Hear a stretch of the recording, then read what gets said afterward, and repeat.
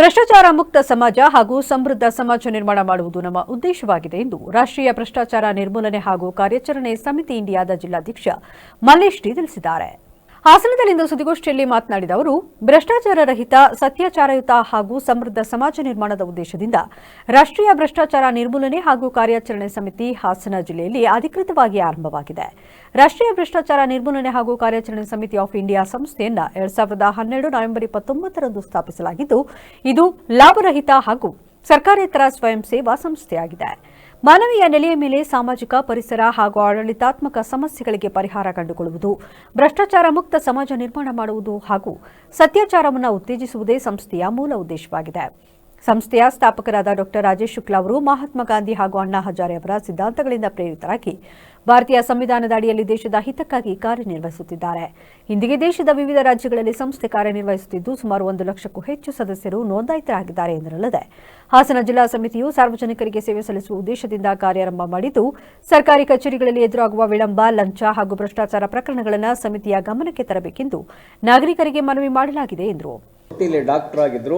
Doctor ಆಗಿ ನಿವೃತ್ತರಾಗಿ ನಮ್ಮ ಗಾಂಧಿವಾದಿಗಳಾದಂಥ ಅಣ್ಣಾ ಹಜಾರೆ ಅವರ ಒಂದು ಇದನ್ನು ಹಜಾರೆ ಅವರು ಗಾಂಧಿ ತತ್ವವನ್ನು ಅನುಸರಣೆ ಮಾಡಿಕೊಂಡು ಅದರಂತೆಯೇ ಈ ಸಂಸ್ಥೆಯನ್ನು ಹುಟ್ಟುಹಾಕಿದ್ದಾರೆ ಸರ್.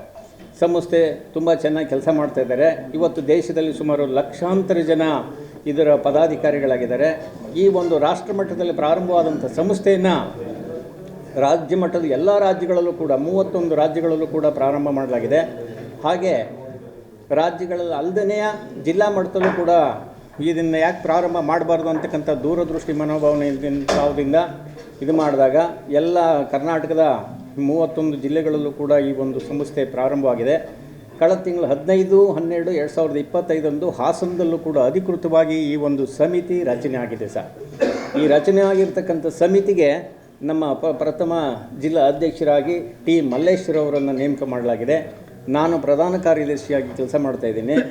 ಮತ್ತು ಕಾರ್ಯಾಧ್ಯಕ್ಷರಾಗಿ ನಮ್ಮ ಸುಂದರ್ ಅವರಿದ್ದಾರೆ. ಹಾಗೆ ಉಪಾಧ್ಯಕ್ಷರಾಗಿ ನಮ್ಮ ಸ್ಫುಟ್ ಶೆಟ್ಟರಿದ್ದಾರೆ. ಕಾರ್ಯದರ್ಶಿಗಳಾಗಿ ನಮ್ಮ ಗಂಗಾಧರ್ ಅವರಿದ್ದಾರೆ.